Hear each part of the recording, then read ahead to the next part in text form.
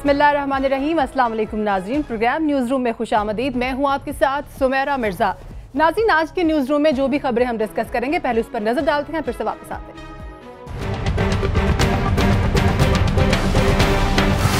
ISPR की जानिब से बयान में कहा गया कि हुसैन हक्कानी के मुताबिक खदशात दुरुस्त साबित हुए, लेकिन सवाल यह है कि एक ऐसे शख्स जिसका मासी मुतनाज़ रहा हो उसको कैसे इतनी बड़ी जिम्मेदारी सौंप दी गई। क्या पीपल्स पार्टी से गद्दार कहकर इस मामले से जान छुड़ा पाएगी? सबसे अहम सवाल तो ये है कि हुसैन हक्कानी मुल्क की सालमियत के लिए किस हद तक खतरनाक साबित हो सकते हैं।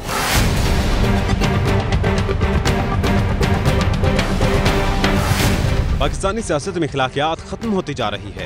इमरान खान ने शर्जील मेमन की मुल्क वापसी और डॉक्टर आसिम की रिहाई पर पीपल्स पार्टी और नून लीग के दरमियान मैच फिक्स करने का इल्जाम लगा दिया, तो जवाब में पीपल्स पार्टी और नून लीग के रहनुमाओं ने इमरान खान पर ताबड़तोड़ हमले शुरू कर दिए। पीपल्स पार्टी ने इमरान खान को तौहीन अदालत का मुर्तकिब करार दिया, जबकि नून लीग ने कहा कि इमरान खान बुनियादी तौर पर फसादी ज़हनियत के मालिक हैं। सवाल यह है कि हमारे सियासतदान एक दूसरे पर इल्जाम लगाते हुए अखलाकियात क्यों भूल जाते हैं? इल्जामात की सियासत आखिर कब तक होगी?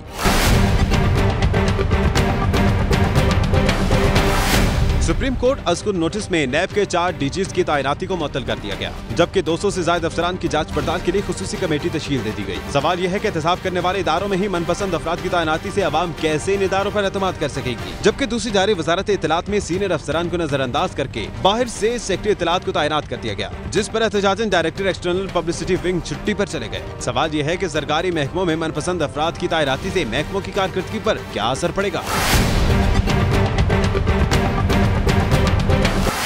भारतीय सरकार ने एक बार फिर पाकिस्तान के साथ ताल्लुकात की बहाली की राह को बंद कर दिया और एक बार फिर से पाकिस्तान के साथ क्रिकेट खेलने से इनकार कर दिया। सवाल यह है कि पाकिस्तान क्यों बार बार भारतीय बोर्ड से क्रिकेट खेलने की दरख्वास्त करता है और हर दफा इनकार पर पाकिस्तान की जगहसाई का बायस क्यों बनता है?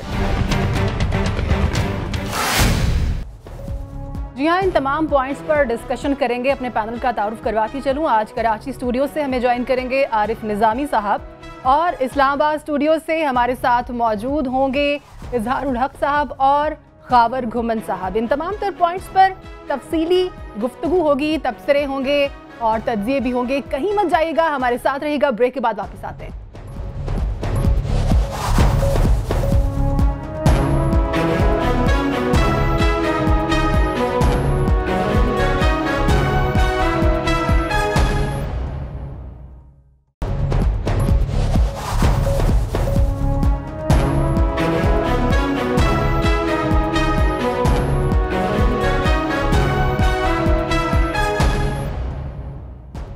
ब्रेक के बाद सबसे पहले बात करते हैं नाज़रीन के ISPR की तरफ से ये बयान जारी हो चुका है कि हुसैन हक्कानी से मुतालिक खदशात और तहफ़्फ़ुज़ात दुरुस्त साबित हो गए हैं।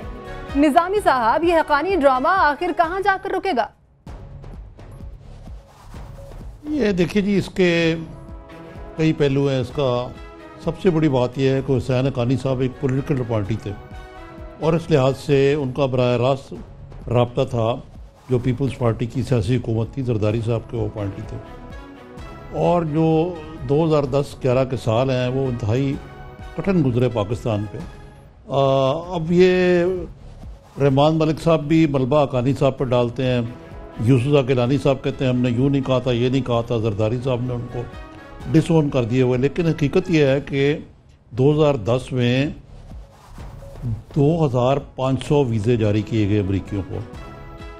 अब ये कहा गया कि जी हमने ये कहा था कि CIA एजेंटों को नहीं दी, तो ये कितने वीज़े जो हैं ये पिछले साल के मुकाबले में उस 6 वो यानी कि 3 साल से ज़ायद 1 साल में दे दिए गए और गुज़िश्ता 6 माह के मुकाबले में ये 50% ज़्यादा थे। अब इसके वीज़ों की रोशनी है कि आप देखें कि 2011 के साल में क्या हुआ। सबसे पहले तो रेमंड डेविस वाला केस हुआ। यानी यहाँ पे आप CIA एजेंट को छोड़ें, जो CIA एजेंट के प्राइवेट ब्लैक पता क्या नाम था उसका, वो तंजीम जो है, जो एक अदारा था, उसके लोग प्राइवेट कॉन्ट्रैक्टर जो CIA से सब कॉन्ट्रैक्टर, रेमंड CIA का एजेंट नहीं था, वो आया। वो लाहौर में जो को वाक़या हुआ उससे जो क्या टेंशन हुई उसको आप एक तरफ रखें। फिर उसके बाद उसामा बिन लादेन का वाक़या हुआ मई के अंदर। फिर उसके बाद एक तीसरी चीज़ हुई मीमो गेट और सलाला इंसिडेंट भी उसी साल में हुआ। नेटो की सप्लाईज भी बंद हुई। यानी it was hello for Pakistan US relations. और उसकी वजह यही थी कि पाकिस्तान जो है CIA का एक सबसे बड़ा सेंटर बन गया। तो अब ये इस मामले में बजाय कि जिम्मेदारी का तयन किया जा सके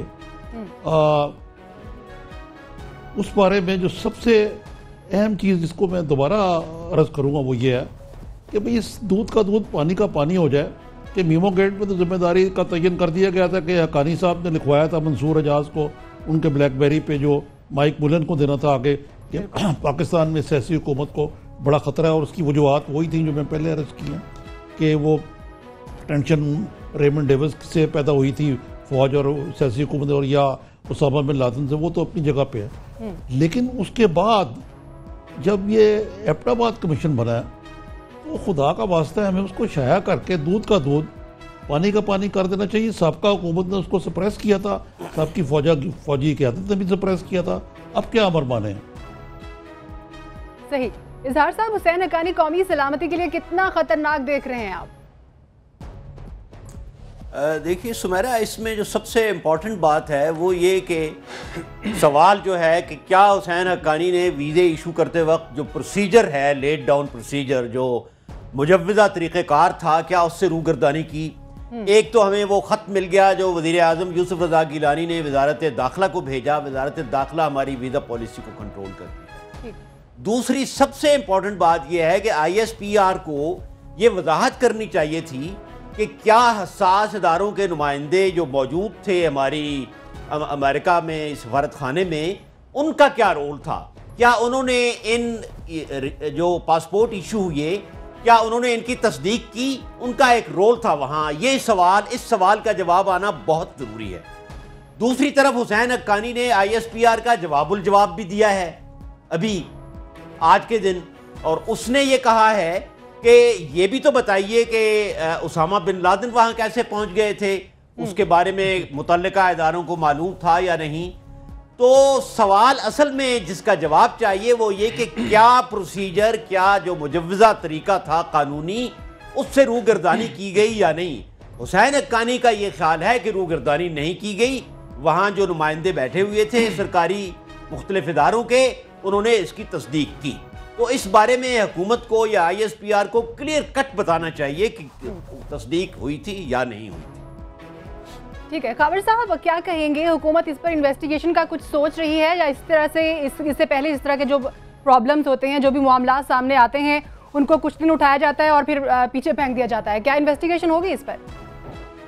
अच्छा सुमेरा, ये हक्कानी साहब के जो इस इशू पे जाने से पहले थोड़ा सा जो मेरी जनरेशन के लोग हैं वो समझना चाहते हैं हक्कानी साहब ये करैक्टर हैं क्या।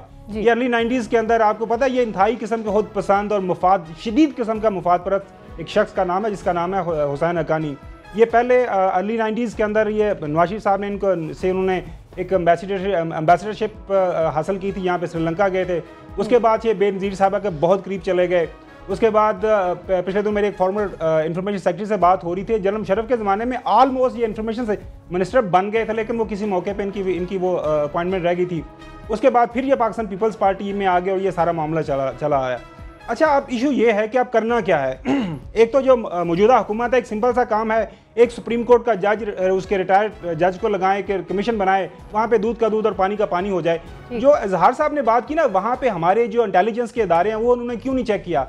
मैंने इस इशू पे, चूंकि मैंने ये स्टोरी ब्रेक की थी, ये हक्कानी जो लेटर है यूसुफ रज़ा गिलानी साहब का, ये सबसे पहले हमने 92 पे ब्रेक किया था। जब कुछ फॉर्मर एम्बेसडर से बात की, उन्होंने कहा जी वहाँ पे जो इंटेलिजेंस एजेंसीज के लोग होते हैं या वहाँ पे डिफेंस के लोग हैं मुतल्लिका एम्बेसीज के अंदर, उनका काम वीज़ों से कुछ लेना देना नहीं होता। हाँ, किसी इशू में अगर उनको कोई शकूक व शबात पैदा हो जाए तो वो ज़रूर इन्फॉर्मेशन मांगते हैं और वहाँ पे उसको वेट करते हैं। वीज़ा इशू करना वहाँ पे होली सोली फॉरेन ऑफिस के ऑफिसर्स का काम होता है और एम्बेसडर की सवाबदीद होती है। अच्छा, उसके बाद सिंपल सी बात है, एक साल के अंदर आपने वहाँ पे 3 साल में 2008 से लेकर 2011 तक आपने 52,000 वीज़ाज इशू किए। अच्छा, ये तो रिकॉर्ड की बात है, पार्लियामेंट हाउस की बिल्डिंग के अंदर ये सारा रिकॉर्ड अवेलेबल है। उस ज़माने में ये वीज़े इशू हुए जब आपकी स्टेट डिपार्टमेंट की ट्रैवल एडवाइजरी थी कि अमेरिकन पाकिस्तान नहीं जाएंगे। इतनी तरह भाई अमेरिकन आ रहे थे, यहाँ पे क्या आ रहे थे, वो सैर सपाटा तो करने नहीं आ रहे थे, किसी काम से आ रहे थे। हाँ, अब ये वीज़े क्यों इशू किए गए, किसकी हिमा पे किए गए, बिल्कुल निज़ामी साहब की बात बिल्कुल ठीक है। एक तो एबटाबाद कमीशन की रिपोर्ट आनी चाहिए, और दूसरी बात यह है कि छोड़ें, हम हर बात जो है हम फौजी की आदत पे डाल देते, फौजी नहीं करने देते। भाई 2008 के बाद तो आप हुकूमत में प्रेसिडेंट जरदारी थे, उसके बाद पाकिस्तान मुस्लिम लीग नून है, तो ये इस पर कमीशन बनाए, दूध का दूध पानी का पानी हो जाए, ये क्यों छुपा रहे हैं। अब मोहतरम फॉर्मर प्राइम मिनिस्टर गिलानी साहब भी हयात हैं, प्रेसिडेंट जरदारी हयात हैं, और वहाँ से जो डायरेक्ट राब्ता होता था ना, अगर निज़ामी साहब के इस चीज़ का इल्म है, हकानी साहब वहाँ पे US एम्बेसी में रह के वो यहाँ पे प्राइम मिनिस्टर ऑफिस के साथ कोई राब्ता नहीं था, वो डायरेक्ट प्रेसिडेंट्स के साथ उनका कॉन्टेक्ट था और वहीं से सारी इंडक्शन लेते थे, वहीं से सारे वो इशू जो भी इशू थे उनको रिजॉल्व करते थे। लिहाजा इसकी इन्वेस्टिगेशन होनी चाहिए, तहकीक होनी चाहिए कमीशन लेवल पे, पार्लियामेंट्री पार्टी लेवल पे, और लोगों के सामने ये चीज़ बिल्कुल वाज़े तौर पे आनी चाहिए कि क्या वजूहात थी, इतनी बड़ी तादाद में आपने वीज़े इशू किए। हाँ, कोई मजबूरी थी तो लोगों को बताएं। सुमेरा, मैं ये बात अर्ज करूं कि हम इस चीज़ के आदी हो गए हैं कि हमारी सुई कमरे में गुम होती है तो हम उसे सड़क पर इसलिए ढूंढते हैं कि कमरे में अंधेरा है। सवाल यह है कि जब एक letter in black and white वजाहत से प्राइम मिनिस्टर इशू कर रहा है वजारत दाखिला के नाम कि फलां जो एम्बेसडर है वो टोटली एम्पावर्ड है, तो फिर उस वजीर आजम को कटहरे में क्यों नहीं लाया जाता? बिल्कुल, इसमें मैं थोड़ी सी इनपुट देना चाहता हूँ। जी जी। मैं मेरी यूसुफ गिलानी से जिस दिन उन्होंने मुल्तान में प्रेस कॉन्फ्रेंस किया ना, शाम को लाहौर में एक शादी में मुलाकात हुई, मोहतरमा आसमा जिलानी की बेटी की शादी थे। वहाँ पे मैंने उनसे पूछा कि भाई ये क्या मिस है। गिलानी साहब ने एक और एंगल कहा, उन्होंने कहा कि जो फौजी अफसर वहाँ तैनात थे उनका बिल्कुल तल्लुक था वीज़ा इशुएंस से, वो इस वक्त भी हाजिर सर्विस हैं, आप उनसे पूछें। तो मकसद है कि ये तो अब एक किस्म की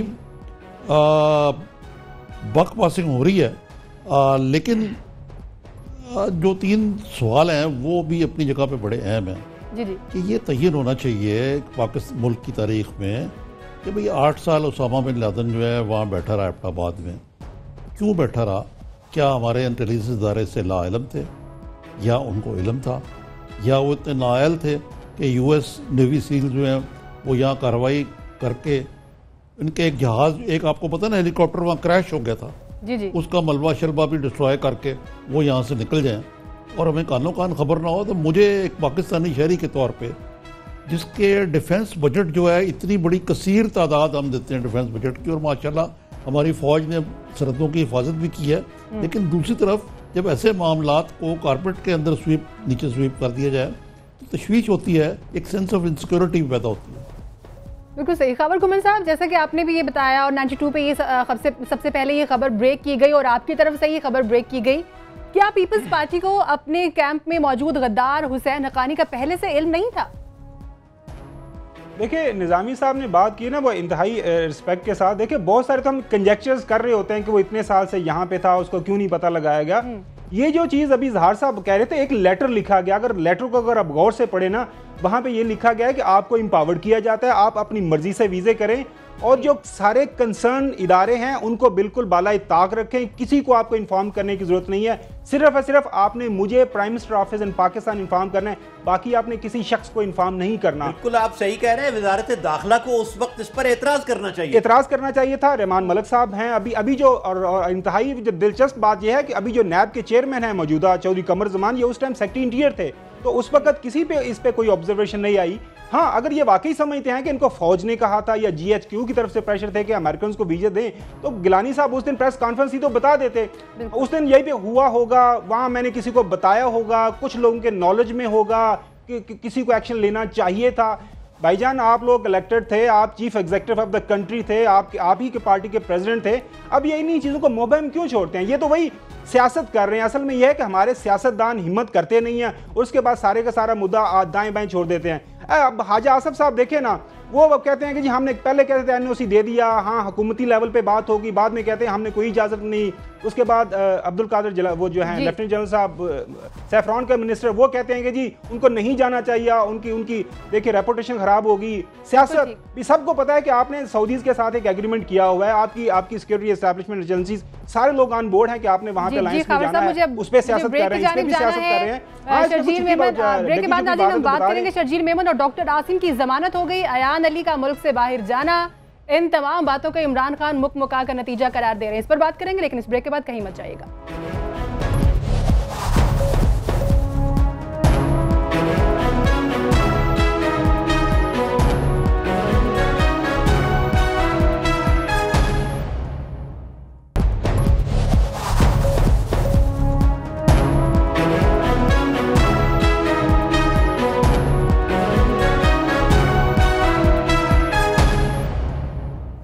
या नाज़रीन, इलेक्शन करीब है और ऑपोजिशन की तरफ से मुक्का की आवाज़ें आना शुरू हो गई हैं। कल इमरान खान ने अपने बयान में क्या कहा है वो सुनते हैं, फिर उस पर बात करते हैं। नवाज शरीफ ने अपनी करप्शन बचाने के लिए पैनामा के खौफ की वजह से इन्होंने ये पूरी डील की है। इन्होंने डील की आसिफ जरदारी से, डील के तहत वो वापस आए हैं, डील के तहत ये डॉक्टर आसिम छुटे हैं, डील के तहत शर्जील मेमन वापस आया है, डील के तहत एयान अली को छोड़ा। जी निजामी साहब, क्या कहेंगे, डील का नतीजा है ये सब कुछ? जी, जैसे मैंने पहले भी अर्ज़ किया था कि दो पहलू हैं। एक तो इमरान खान साहब से मैं ये मुकम्मल तौर पे इत्तफाक नहीं करता कि ये पनामा गेट की वजह से ये डील हुई है। पनामा गेट से तो क्या जरदारी साहब फ़ायदा पहुंचा सकते हैं, तो अदालत ने फ़ायदा पहुंचाना है या नुकसान पहुंचाना है मियां नवाज शरीफ को। लेकिन अगर इससे बड़ी चीज़ देखें आप, तो ये जरदारी साहब ने काफ़ी चीज़ों पर डिलीवर किया है नवाज शरीफ साहब को in the last few weeks. सबसे बड़ा तो ये था कि सेनेट में इनकी मंजूरी के बगैर ये मिलिट्री कोर्ट्स नहीं कायम हो सकते थे और मियां नवाज शरीफ पर की हुकूमत पर एक दबाव था और ज़रूरत भी थी कि इनको और पीपल्स पार्टी ने आपने देखा होगा कि इस पर बड़ा ख़ासा ले तो लाल से काम लिया। फिर इसी तरह आप देखें कि पाक अफगान सरहद पे जो फेंसिंग है, खान साहब ने उसकी मुखालफत की, जरदारी साहब ने उसकी तायीद कर दी और एकदम ही यानी अगले दिन ये बयान आ गया कि हाँ जी ज़रूर बनाएं। तो अगर आप इस तासर में देखें तो ज़ाहिर है कि ये इतनी पहले तो आयान अली कुछ देर पहले रिहा हो गई थी, हामिद सईद काज़मी भी जो हैं वो बरी हो गए, अब शर्जील मेमन जो हैं उनकी वापसी भी हो गई, आज उनकी ज़मानत कंफर्म भी हो गई और आज बड़ा मुनाजरा भी हुआ। आबद शेर अली ने भी उनको कोई कहा कि आपको चितरौल होगी नैब की तो आप राय रास्त पर आ जाएंगे। और सबसे दी मदर ऑफ ऑल डील्स वो डॉक्टर आसिम ने जो पिछले 1 साल 7 महीने से उनको पाबंद सलासल हर किसी न किसी जवाब से रखा हुआ था। और मैंने जैसे पहले अर्ज़ किया कि जरदारी साहब जो हैं इस मामले में, डॉक्टर आसिम के मामले में बहुत ज़्यादा उनको तशवीश थी और उनके एक साथी के तौर पर उनको प्रोटेक्ट कर रहे थे। मैं इस वक्त ये नहीं बहस कर रहा कि उनकी ऊपर जो इल्ज़ामात थे कहाँ तक सही थे या गलत थे, लेकिन जरदारी साहब की एक बात है कि वो अपने जो सवारी या साथी हैं उनके लिए किस हद तक आगे जाने को तैयार होते हैं। तो इस लिहाज से जो अगर प्रेम फैसला देखें तो डीलें तो सारी अदालत के ज़रिए होती है ना जी। ये तो नहीं है ना कि मियां नवाज शरीफ ने कोई एक एडिक्ट जारी कर दे रहे हैं कि आप छोड़ दें तो छोड़ दें। लेकिन इसका जैसे मैंने पहले भी अर्ज़ किया था कि डील का मतलब ये नहीं है कि डील हो गई है थी तो ये एक मिल के इलेक्शन लड़ेंगे। खान साहब को अलबत्ता ये सूट करता है कि वो कहें कि plague on both houses, PTI भी PMLN भी चोर है और PPP भी चोर है और एक मैं ही मुकद्दस का हूँ। सही। इजहार साहब, इसहाक डार ने भी आज तरदीद की है कि अगर डील हुई होती तो फौजी अदालतों में इस कदर जूते ना घिसाने पड़ते और ये फैसला जैसे हुआ वो सबके सामने है। बिल्कुल सुमेरा, बात यह है कि ये कहना कि नवाज शरीफ और पीपल्स पार्टी के दरमियान डील हुई है, इसमें एक और सवाल आता है कि डॉक्टर आसिम हुसैन के केस में तो बहुत से दूसरे इदारे भी मौजूद थे, इन्वॉल्व थे, तो फिर क्या ये कहा जाएगा कि इसमें कुछ पर्दा नशीनों के भी नाम आते हैं? दूसरी बात यह है कि वाक़यात की जो ज़मानी तरतीब है यानी क्रोनोलॉजिकल जो ऑर्डर है उससे शकूक पैदा होते हैं कि पहले इस्टेब्लिशमेंट डिवीजन में एक टॉप पोस्ट पर तब्दीली आई, उसके बाद फिर जरदारी साहब तशरीफ लाए, उसके बाद फिर ये चीज़ें हुई। तो एक इमरान खान का ही नहीं एक आम आदमी जो है वो भी ये तासुर ज़रूर लेता है। या मैं ये ज़रूर वजाहत कर दूं, जैसा कि निज़ामी साहब ने भी कहा है कि अदालतें वही फैसला देती हैं जो उनके सामने रखा जाता है। बिल्कुल ठीक।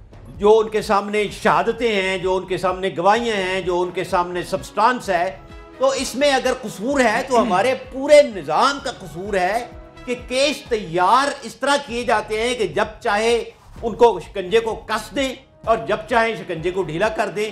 डॉक्टर आसिम साहब के बारे में एक और बात ज़रूरी ये है कि उनका पीपल्स पार्टी से एज सच कोई ताल्लुक नहीं है।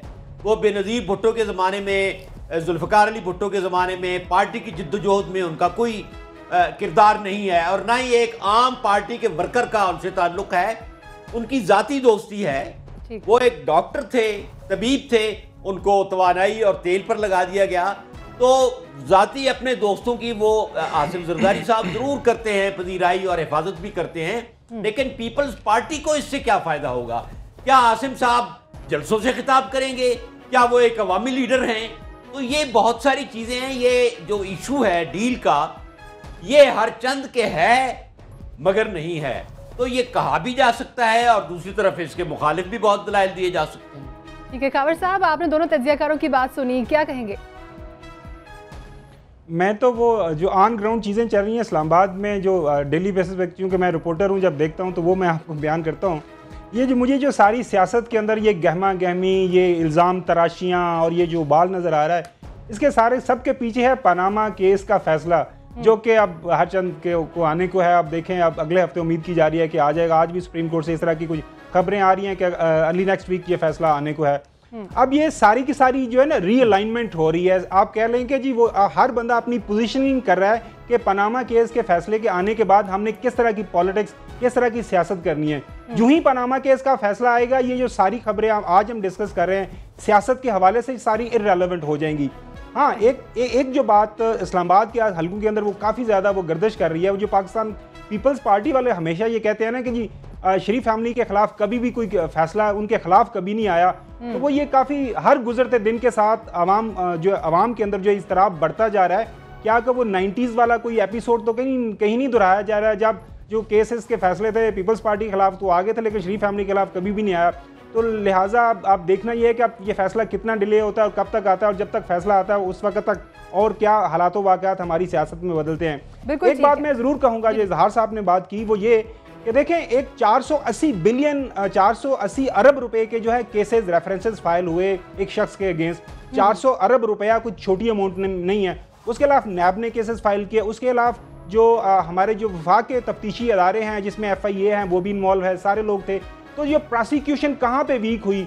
जिस तरह निज़ामी साहब ने कहा कि आपने एक शख्स को 1 साल 7 महीने पाबंदे सलासल रखा, तो किसी ना किसी मौके के ऊपर कुछ आपने इन्हीं इदारों की बात करते हैं, इन्हीं इदारों की बात करते हैं, और इंटीरियर मिनिस्ट्री पे ये रिस्पांसिबिलिटी फॉल करती है। इनमें से किसी एक को शख्स का दोनों को रिजाइन करना चाहिए कि वो फेल हो गए हैं अपने इल्जामात को साबित करने के उसके अगेंस्ट, या फिर जो यकीनी तौर पर लोगों के इमरान खान ठीक कहते हैं या फिर कोई डील हुई है। जी बिल्कुल ठीक है। सरकारी इदारों की बात करते हैं। सरकारी इदारों में दिवालियापन शुरू होता हुआ दिखाई दे रहा है। आरिफ निजामी साहब, सरकारी इदारे हमेशा से ही तंज़ो तनकीद का निशाना बनते रहे हैं, लेकिन अब ये चेंजेस आ रहे हैं, क्या आवाम कुछ अच्छे की उम्मीद रखे? अब देखिए, सरकारी इदारों की जो आपने बात कही, सबसे पहले तो पनामा की बात में कहना चाह रहा था कि कह रहे हैं कि इस हफ्ते उम्मीद है, अगले हफ्ते उम्मीद है, तो एक मुझे शेर याद आ जाता है, पेवस्तर है शजर से उम्मीदें बाहर रख, कौम की नजरें तो अपनी जगह पर लगी हुई हैं। जहाँ तक आपने इदारों का जिक्र किया है, आज गोमन साहब ने ये स्टोरी भी एक ब्रेक की है, पहले मेरे अखबार में भी आ चुकी हुई है, कि जिस तरह इंफॉर्मेशन ग्रुप में एक रिजेंटमेंट है कि उनकी कॉस्ट पे जो DMG या पब्लिक अकाउंट्स के पहले शोएब साहब थे, अब वो एक और साहब आ गए जो अगर जो बड़े अच्छे कॉम्पिटेंट ब्यूरोक्रेट हैं और उनका बड़ा तजर्बा है सेक्रेटरी इंफॉर्मेशन। असल में मसला ये है कि मैं खुद इंफॉर्मेशन मिनिस्टर रहा हूँ, मेरे तो भी एक DMG अफसर आगा साहब थे वहाँ पे सेक्रेटरी इंफॉर्मेशन। मसला ये बन गया हुआ है कि जो इंफॉर्मेशन सर्विस के लोग हैं उसमें बहुत कम कॉम्पिटेंट लोग रह गए हैं और DMG की उनको लेनी पड़ती है कोई ना कोई इनपुट। एक तो ये मसला, लेकिन जो कॉम्पिटेंट लोग हैं उनको, जिस तरह शफकत जलील साहब जिनका जिक्र शायद नाम नहीं लिया गया, जो DGEP हैं, वो एक बड़े कॉम्पिटेंट अफसर हैं, उनको इग्नोर करना, या जो PIO है हमारे इस वक्त राव तहसीन, उनको इग्नोर करना और कुछ अफसरों को इग्नोर करना, ये कोई ज़्यादती है। और इसमें यही मंजूर, अब देखें इंफॉर्मेशन मिनिस्ट्री का हाल क्या है कि जो पाकिस्तान टेलीविज़न है उसका कोई MD नहीं है साल से, और एक यानी जिसको कहते हैं डंग टपाऊ तरीके से वो PTV को चलाया जा रहा है, उसका बेड़ा गर्क होता जा रहा है। तो ये फिर इसके बाद जो आज इससे ज़्यादा तारीख साज चीज़ है वो नैब के बारे में है। नैब में जो रिटायर्ड फौजी अफसरों को DG लगाया हुआ था, मेजर थे, एक तो बुरहानी साहब थे पंजाब के, उनको अदालत ने कहा कि आप फारिग करें, वो फुल बेनिफिट भी। खातून जो जिनका स्पोर्ट्स से तल्लक है वो पब्लिसिटी में लगी थी। तो नैब जिसने दूसरों का एहतसाब करना है उनका अपना क्या हाल है? आप इन्होंने जिक्र किया ये 400 अरब, अब ये जो 400 अरब हैं डॉक्टर आसिम के, ये इन्होंने इस तरह कैलकुलेट किए हुए हैं कि अगर डॉक्टर आसिम फलां को गैस ना देते और फलां को गैस दे देते और उनके देने से इतने अरब नुकसान हुआ, इसका मतलब है वो इतने पैसे खा गए हैं। तो ये इस किस्म की चीज़ें हैं जो कि नैब भी एक मजाक बन गया हुआ है इस मुल्क में। बिल्कुल सही है। कावर साहब, सरकारी इदारों में अकरबा परवरी कब खत्म होती दिखाई दे रही है, क्या कहेंगे? ये आज की आपको 3-4 वाक़यात मैं बता देता हूँ। जैसा मैंने कहा, चूँकि मैं रिपोर्टर हूँ तो आपको आज की इन्फॉर्मेशन देता हूँ। 6 फॉर्मर फेडरल सेक्रेटरीज जो इतलात के हैं, उन्होंने प्राइम मिनिस्टर साहब को लेटर लिखा है, वही अपनी इंफॉर्मेशन मिनिस्ट्री के हवाले से, कि उनकी मिनिस्ट्री के साथ किस तरह उनके साथ ट्रीट किया जा रहा है। निज़ामी साहब ने चंद एक चीज़ें बताई। आज ही तहमीना जिंजुआ साहब ने एज ए फॉरेन सेक्रेटरी का ओहदा संभाला है। वहाँ पे 4 सीनियर ऑफिसर्स, अब्दुल बासत हैं, वहाँ पे गालिब कमाल हैं, इब्रार रिजवी साहब हैं, एक और एम्बेसडर हैं। 4 ऑफिसर्स को, सीनियर ऑफिसर्स को सुपरसीड कर दिया गया है, वहाँ पे नहीं है।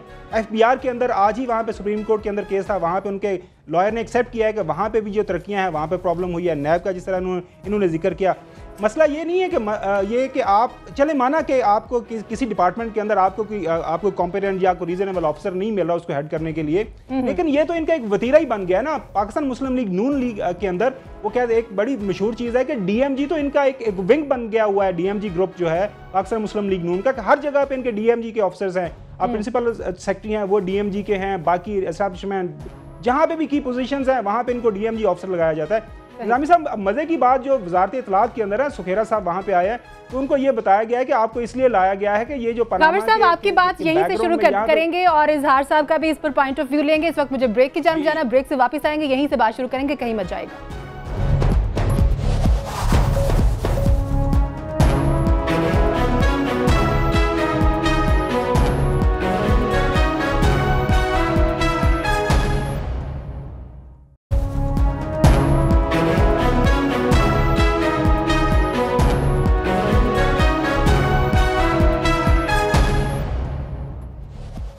नाज़रीन, ब्रेक पे जाने से पहले बात कर रहे थे सरकारी इदारों में जो गैर मामूली तब्दीलियां आई हैं उन पर। कावर साहब, आप अपनी बात को कंटिन्यू कीजिएगा।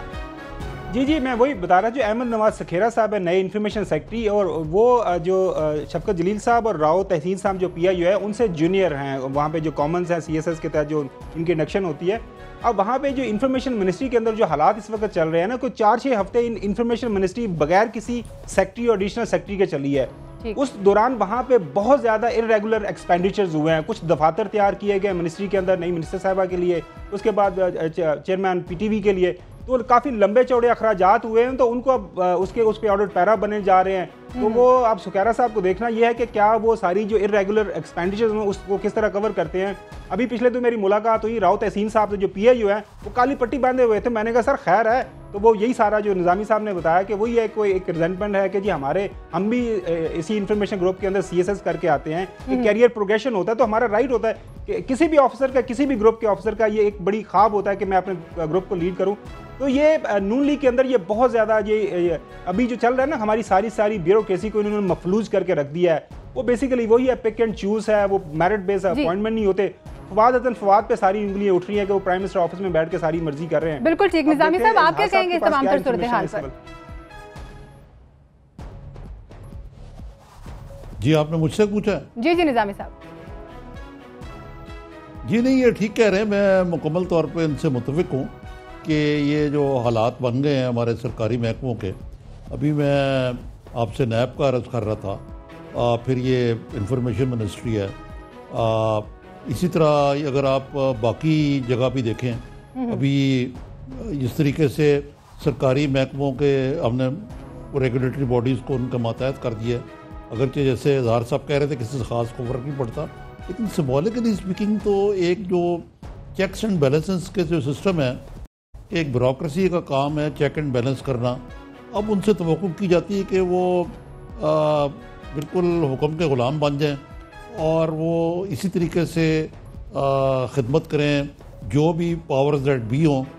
और ये पीपल्स पार्टी में मैं आपको ये अर्ज़ करूं कि इसके बावजूद के काफ़ी हालात जो थे ऐसे थे, लेकिन वहाँ फिर भी कुछ ब्यूरोक्रेसी को फंक्शन करने की इजाज़त थी, कुछ कवायद ज़वाबत फॉलो किए जा रहे थे। जहाँ दूसरी तरफ क्रोनीज़म भी बहुत ज़्यादा, इस तरह वो ऑयल एंड गैस में और ये और वो, वहाँ वो तो ब्लेटेंटली लगा देते थे, लेकिन एक सिस्टम चल रहा था। यहाँ तो सारे सिस्टम को एक पर्सनलाइज कर दिया गया बिल्कुल।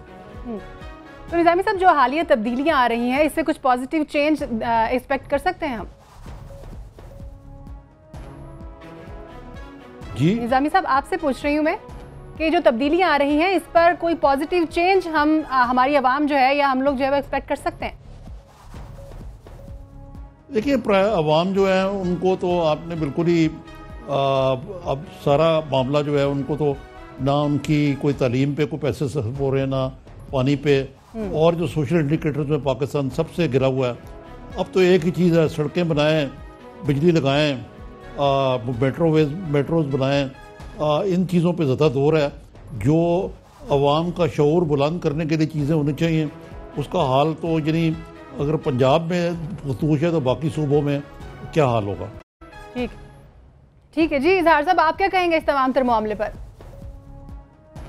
जी, आपको याद आ ही गया कि मैं यहाँ बैठा हूँ। देखिए, मैं नाजरीन की तफहीम के लिए ये बताना चाहूँगा कि अंग्रेज़ 2 इदारे छोड़ गए यहाँ बड़े मजबूत। एक सिविल अफसरों की भर्ती के लिए फेडरल पब्लिक सर्विस कमीशन, एक फौजी अफसरों की भर्ती के लिए देहरादून का जो था हमारा काकूल।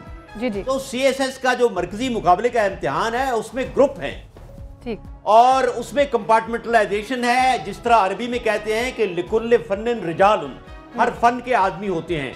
तो इंफॉर्मेशन के अलग आदमी हैं, फॉरेन सर्विस के अलग आदमी हैं, पुलिस के अलग आदमी हैं। आप पुलिस के आदमी को इंफॉर्मेशन का नहीं मुकर्रर अफसर कर सकते, इंफॉर्मेशन के आदमी को आप फॉरेन सर्विस में नहीं भेज सकते। बिल्कुल ठीक। तो ये जो एक इंफॉर्मेशन मिनिस्ट्री के ऊपर एक आदमी दूसरे ग्रुप से लाकर बिठाना, इसमें 2 कबाहतें हैं। एक तो ये कि वो टेक्निकली इस फील्ड से नाबलद है, दूसरा उसके नीचे काम करने वाले तह दर तह जो परतें हैं काम करने वालों की, वो उनसे मुआनिदाना एंटागोनिस्टिक हो जाते हैं। ठीक। इसी तरह मुशर्रफ साहब ने एक जुल्म किया कि मिलिट्री लैंड कंटोनमेंट एक CSS की सर्विस है, उस पर फौजी अफसर को ला बिठाया। तो जिसका काम उसी को साझे। जब ये इंफॉर्मेशन मिनिस्ट्री में किसी को लाएंगे बाहर से, तो उस मिनिस्ट्री के तारो पौध बिखर जाएगा, उसका काम खराब हो जाएगा। और ये अपनी जो अकरबा परवरी करते हैं अपनी पसंद के आदमी को, तो फिर इंफॉर्मेशन मिनिस्ट्री के आदमी को फिर सेक्रेटरी फॉरेन अफेयर्स लगा दें। ये क्यों नहीं करते? सही, ये किस्सा है। ठीक है, अब बात करते हैं हमारा आखिरी पॉइंट जो है। एक बार फिर से भारत ने पाकिस्तान के साथ क्रिकेट खेलने से इनकार कर दिया है। निजामी साहब, ऐसा पहली दफा नहीं हुआ है। BCCI को तो कोई इशू नहीं लगता, बज़ाहिर मसला जो है वो मोदी हुकूमत को है। क्या कहेंगे इस पर? देखें जी, आप एक तरफ ये कहा गया था कि जी PSL लाहौर में कराया जा रहा है और उसके लिए बड़े इंतजाम ये खुसूसी कि जी इसलिए कि ये हम साबित करना चाहते हैं कि हम लाहौर में मैच करवा सकते हैं, तो इंटरनेशनल क्रिकेट को वापस लेना चाहते हैं। एक ये बात है। दूसरी बात ये है कि मुझे ये नहीं समझ आती कि ये शहरयार साहब जिनका तल्लक भोपाल से है और नजम सेठी साहब जिनका भी कुछ सियासी रुझान इंडिया की तरफ लगता है कुछ ज़्यादा है, ये इतने कीन क्यों हैं कि हम भीख मांग रहे हैं कि जनाब हजूर हमसे अब दुबई में खेलें। वो दुबई में इसलिए नहीं खेलते कि दुबई और शारजा में जितने मैच हुए ना क्रिकेट के, उनमें से 90% पाकिस्तान जीता है।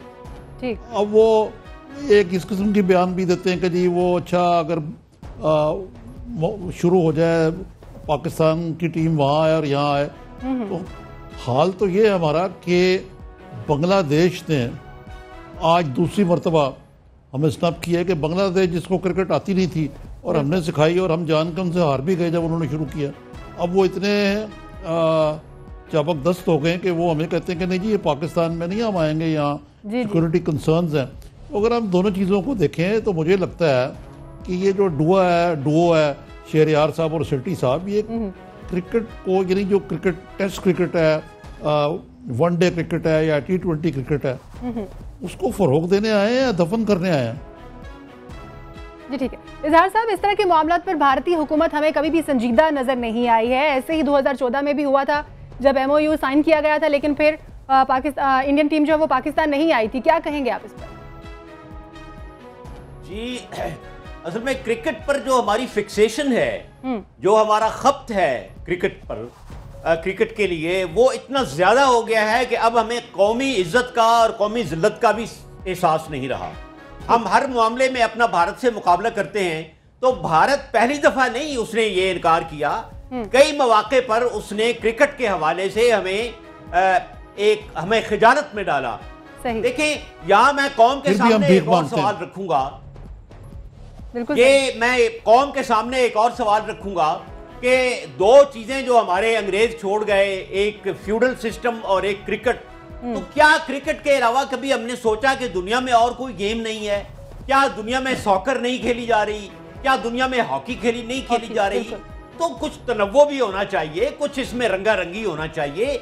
आपके मुल्क में इतना टैलेंट है सॉकर के लिए और दूसरी गेम्स के लिए, तो क्रिकेट और क्रिकेट विद इंडिया, क्रिकेट और वो भी इंडिया के हवाले से इस खब्त से हमें निकल आना चाहिए। बिल्कुल सही कहा आपने सुमेरा। इसमें मेरे में कोई रॉकेट साइंस नहीं है निजामी साहब, सीधी सी बात है। नजम सेठी साहब और शायद यार साहब इसलिए इंडिया के साथ क्रिकेट को वो मरे जा रहे होते हैं कि जरूर कोई सीरीज होनी चाहिए। वजह यह कि उसमें पैसा बहुत ज्यादा इन्वॉल्व है। पाकिस्तान इंडिया जब खेलते हैं तो दुनिया के अंदर आपको पता है बैटिंग तो होती है, वैसे भी आपको पता है जी कमर्शियल रेट्स बहुत ज्यादा बढ़ जाते हैं। तो उस वजह से ये नजम सेठी साहब को आपको पता उनका एक ही मतमा नजर है